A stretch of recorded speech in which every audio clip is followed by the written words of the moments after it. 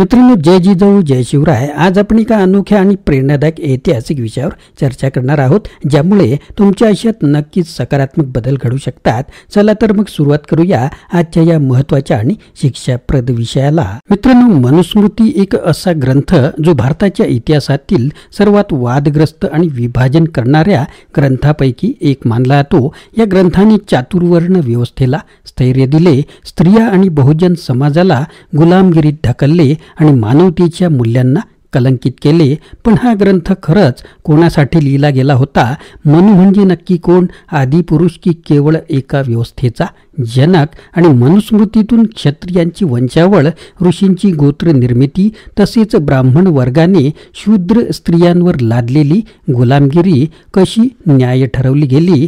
आज आपण मनुस्मृतीवर नवा प्रकाश या मोरेश्वर महादेवराव देशमुख यांच्या ग्रंथाच्या 4थ्या प्रकरणातील विचारांच्या आधारे या प्रश्नाचे उत्तर शोधणार आहोत. आपण जाणून घेऊ मानवतेच्या मूल्यांना आणि माणुसकीला कलंकित करणाऱ्या या ग्रंथामागील सत्यता आणि विद्वानांनी यावर व्यक्त केलेली मतं. चला इतिहासाचा हा गडद भाग उलगडूया. मित्रांनो, या व्हिडिओतील सर्व विचार हे या पुस्तकातील प्रकरण 4 मधील जसेचे तसे आपण वाचन करणार आहोत. त्यामुळे आपले जे काही विचार असतील, मेसेज असतील, मत असतील, ते आपण संबंधित लेखकाला कळवू शकता. संबंधित लेखकाच्या पुस्तकाचे मुखपृष्ठ आणि त्यांचा संपर्क क्रमांक सर्व काही आम्ही दिलेले आहे. सुरुवात करूया. तत्पूर्वी आपण जर चॅनलवर नवीन असाल आणि मागील व्हिडिओ पाहिले नसतील तर जरूर पहा आणि चॅनलला सबस्क्राईब करायला विसरू नका. सुरुवात करूया महत्त्वाच्या मुद्द्यांना. थोडे विषयांतर करून लेखक म्हणतात की विषयांतराचा दोष पत्करून पुढे याच ग्रंथात त्यांनी नमूद केलेली हकीकत क्षत्रिय म्हणविणाऱ्या जातींच्या डोळ्यावरील वैदिक झापड दूर व्हावी म्हणून नोंदवित आहे. ती अशी, ज्या क्षत्रियांची परशुरामाने हत्या केली त्याचे वर्णन महाभारतातील द्रोण पर्वाच्या विविध भागात आढळते. उदाहरणार्थ काश्मीरी दारदर्स, कुंती, शूद्रक, मालवरू, अगण्य, कलिंग, विदेह इत्यादी. ब्राह्मणांनी क्षत्रियांच्या केलेल्या हत्येच्या कथेचा एक भाग म्हणून क्षत्रिय जात कशी पूर्ववत झाली याची ही भाकड कथा सांगितली जाते. ती कथा अशी आहे. 21 वेळा पृथ्वीवरील क्षत्रिय नष्ट केल्यावर जमदग्नी पुत्र परशुराम सर्वात सुंदर असलेल्या महेंद्र पर्वतावर तपश्चर्येसाठी गेला. त्याने जगातील सर्व क्षत्रिय नष्ट केल्याने त्याच्या विधवा बायका ब्राह्मणांकडे आल्या व संतती लाभ व्हावा म्हणून याचना केली. कामवासनेपासून मुक्त असलेल्या धार्मिक ब्राह्मणांनी योग्य ऋतूत त्या स्त्रियांशी समागम केला. त्याचा परिणाम होऊन त्या गर्भवती झाल्या आणि अशा प्रकारे क्षत्रियांची वंशावळ टिकून राहिली. ही नोंद पृष्ठ 54 आहे दिलेली. त्यानंतर महाभारतात आलेली ही कथा मागाहून घुसवलेली धादांत खोटी असली तरी ती रचणाऱ्या ब्राह्मण लेखकाचा क्षत्रियांप्रती असलेला दुष्टभाव, त्यांना हिनकस लेखण्यासाठी वापरलेली हीन दर्जाची युक्ती उघड झाल्याशिवाय राहत नाही. एक वेळा पृथ्वीवरून सर्व क्षत्रिय नष्ट केल्यावर पुन्हा 20 वेळा तेच करणे भाग पडावे यातच कथेचा खोटेपणा दिसून येतो. महाभारत रचयिता स्वतः व्यास आहे, जो की शूद्र स्त्री सत्यवती व ब्राह्मण पुरुष पराशर यांच्या संयोगातून उत्पन्न होऊनही ब्राह्मण ठरतो. मग ब्राह्मण पुरुषापासून क्षत्रिय स्त्रियांना उत्पन्न झालेले पुरुष क्षत्रिय कसे ठरतात? ते ब्राह्मण का ठरत नाहीत? कोळी जातीच्या स्त्रीचे मुलाला एक न्याय व क्षत्रिय जातीच्या स्त्रीचे मुलाला दुसरा न्याय कसा? असा प्रश्न द्वेषबुद्धीने सदरहू कथा लिहिणाऱ्या ब्राह्मण लेखकाला पडला नसावा. यात विसंगत न्यायावरूनही ही कथा व्यासानंतर महाभारतात मुद्दाम घुसविली असल्याचे स्पष्ट होते. या कथेला बळकटी यावी म्हणून ब्राह्मणांनी पुढे या ऋषींची गोत्रे निर्माण करून क्षत्रियांना चिकटवली. आजही लग्न व शुभ कार्य करण्यात येणाऱ्या होमहवन प्रसंगी आम्हाला पुरोहितांचे गोत्र विचारले असता आम्ही बहुजन अभिमानाने वशिष्ठ, अंत्री, पराशर इत्यादी आमची गोत्रे सांगतो. मनुस्मृतीत सुद्धा ब्राह्मण हे क्षत्रियांचे बाप असल्याच्या अर्थाच्या काही ऋचा आहेत. त्यापुढे ओघाने येतीलच. हे विषयांतर करण्याचा उद्देश लेखकाचा एवढाच की निव्वळ मनुस्मृतीचं नाही तर इतरही धार्मिक हिंदू ग्रंथांनी ब्राह्मण सोडून इतर सर्व जातीच्या समाजाला किती हिणकस ठरविले होते हे लक्षात यावे. पण कधी हाच प्रश्न आहे. कारण माझी जात ब्राह्मणांपेक्षा शूद्र असली तरी माझी जात वैश्य शूद्र जातीपेक्षा श्रेष्ठ आहे या हीन अहंगंडातच आमचे क्षत्रिय मस्त आहेत.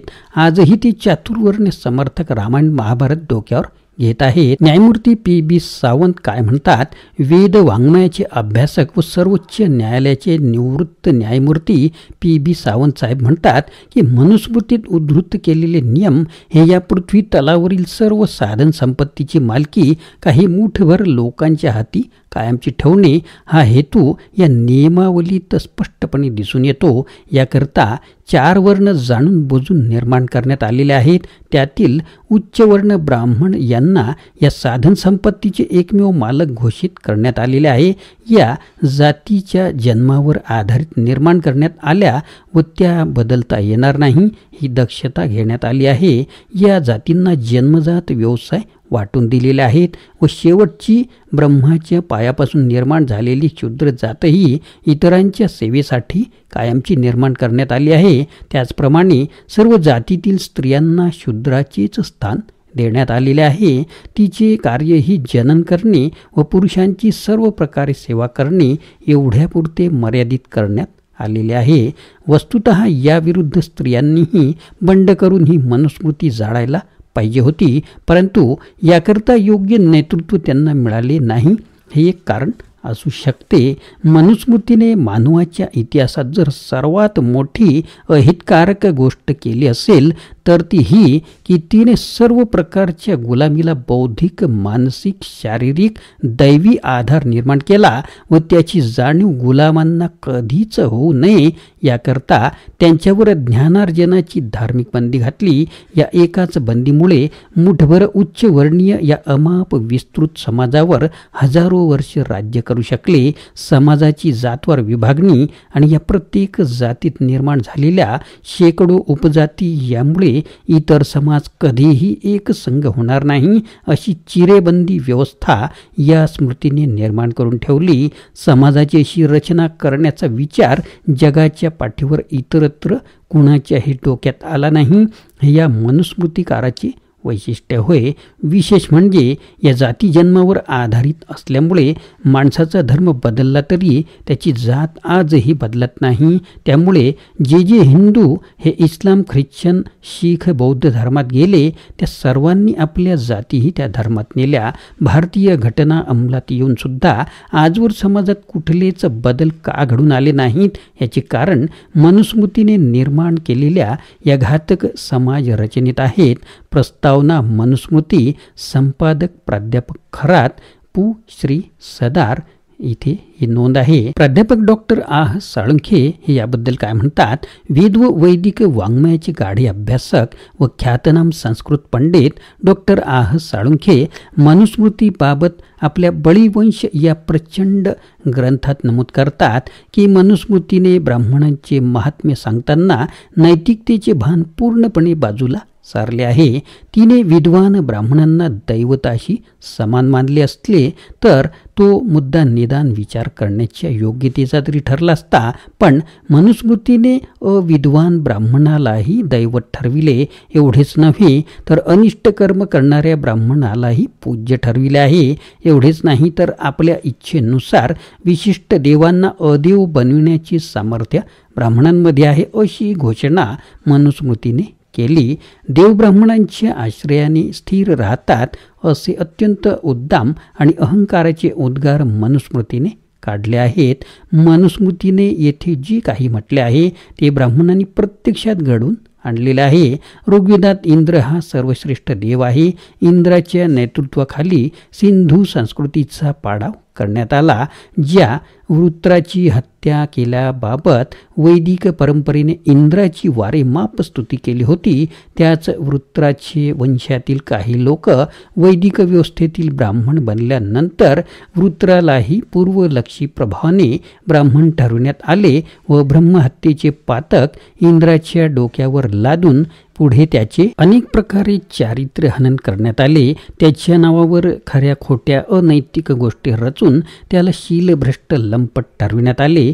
पृष्ठ 45 ते 47 यावर अशी नोंद आहे. बळीवंश या पुस्तकात आज भारतीय हिंदूंमधून इंद्र नामशेष झालेला आहे. त्याची कुठे देवळे नाहीत की कुठे कोणी त्याची पूजा करीत नाहीत. इंद्राबाबत जो प्रकार वैदिकांनी केला तोच प्रकार सध्याही महात्मा फुले, गांधी, नेहरू, छत्रपती शिवाजी महाराज, संभाजी महाराज, राष्ट्रमाता जिजाऊ, राजश्री शाहू महाराज इत्यादी बहुजन नायकांच्या बाबत सुरू आहे.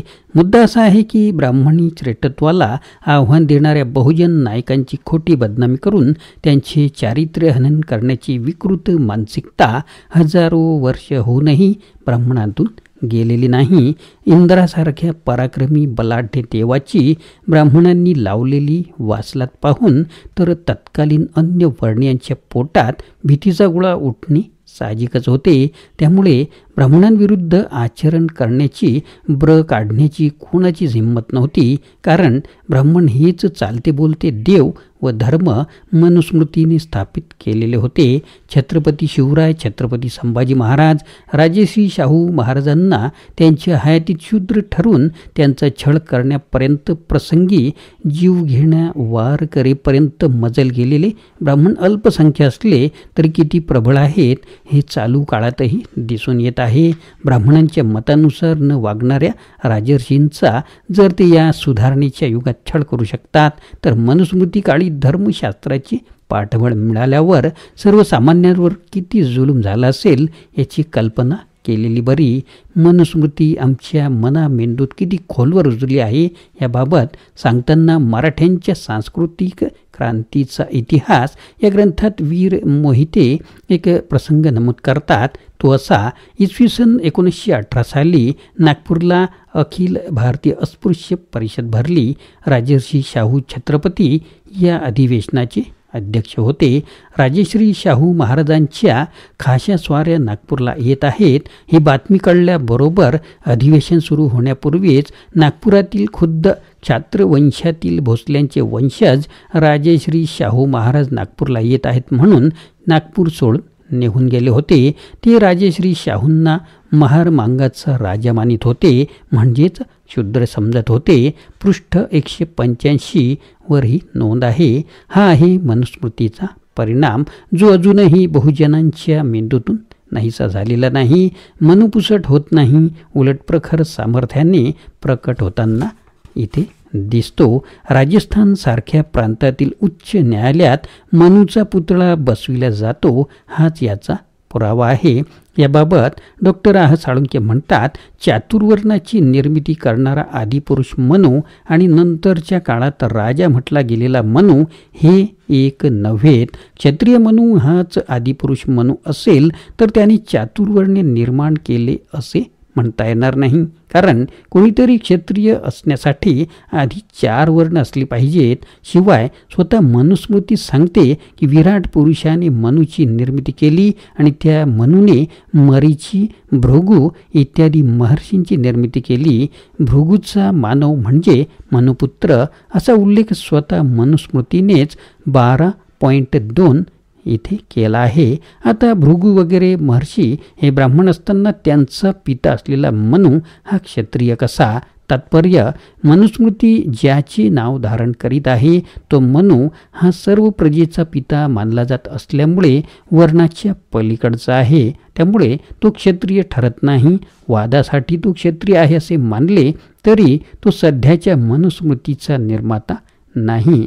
सध्याची मनुस्मृती त्याचे नाव धारण करीत असली आणि त्याचे मोजके विचार तिच्यामध्ये अंतर्भूत असण्याची शक्यता असली तरी तिचे लेखन त्या मनुनंतर हजारो वर्षांनी झालेल्या भृगु नावाच्या ब्राह्मणाने केले आहे आणि त्यामुळे मनुस्मृतींमधील ब्राह्मण्यग्रस्ततेने विकृत झालेल्या विचारांची जबाबदारी त्यांच्यावर येते. मनुस्मृतीच्या समर्थकांची संस्कृती पृष्ठ 27 इथे या लेखकांनी नोंद केली आहे. इथपर्यंतच्या विवेचनावरून होऊन गेलेल्या अथवा होऊन गेलेल्या परंतु मनु नावाने प्रचलित प्रस्थापित व आदरास प्राप्त झालेल्या महात्म्यांच्या नावाचा दुरुपयोग करून भृगुवंशी ब्राह्मणांनी मनुच्या नावावर मनुस्मृतीची संहिता रचून जो अधर्म केला तो येथे आपल्या लक्षात आला असेल. अशा या मानवतेस व माणुसकीस कलंकित करणाऱ्या मनुस्मृतीत एकूण 12 अध्याय असून त्यात एकंदर 2684 श्लोक म्हणजेच ऋचा आहेत. यात त्यातील महत्त्वाच्या श्लोकांचा परामर्श घेण्यात आलेला आहे. विस्तार भयास्थो सटरफटर फालतू श्लोक विचारात घेण्यात आलेले नाहीत याची वाचकांनी कृपया नोंद घ्यावी असे लेखक म्हणतात. अशा प्रकारचे विचार लेखकांनी या पेजेसवर मांडलेले आहेत. मित्रांनो, मनुस्मृती हा केवळ एक ग्रंथ नाही तर एक अशी व्यवस्था आहे ज्यामुळे बहुजन समाज आणि स्त्रियांना अनेक शतकांपर्यंत गुलामगिरीत ढकलले गेले. या ग्रंथाने चातुर्वर्ण व्यवस्थेची रचना करून मानवतेच्या मूल्यांना कलंकित केले. परंतु आजचा काळ विचार आणि परिवर्तनाचा आहे. इतिहासातील अशा ग्रंथावर अभ्यास करून त्यामागील कटुसत्य उलगडून आपण एक नवी दिशा दाखवू शकतो. विद्वानांच्या मतानुसार मनुस्मृतीने ज्या चुकीच्या कल्पना रुजवल्या त्या आपण समजून घेतल्या पाहिजेत, कारण इतिहास केवळ शिकण्यासाठी आहे, स्वीकारण्यासाठी नाही. आता आपली जबाबदारी आहे की आपण अशा भ्रामक आणि अन्यायकारक व्यवस्थांना नाकारून समतेच्या आणि न्यायाच्या मार्गावर पुढे जाऊ. चला, मानवतेला आणि माणुसकीला केंद्रस्थानी ठेवत प्रत्येकाला समानतेने वागणाऱ्या समाजाची निर्मिती करूया. तुम्हाला हा विषय विचार करायला भाग पाडणारा वाटला असेलच तर नक्कीच या व्हिडिओला शेअर करा. मित्रांनो, आशा आहे की तुम्हाला हा व्हिडिओ आवडला असेल. कृपया लाईक करा, शेअर करा आणि तुमच्या मित्रांसोबतही हा व्हिडिओ शेअर करा. चॅनलला सबस्क्राईब करा आणि आमच्यासोबत या शिक्षणाच्या प्रवासात सामील व्हा. जय जिजाऊ, जय शिवराज, जय महाराष्ट्र.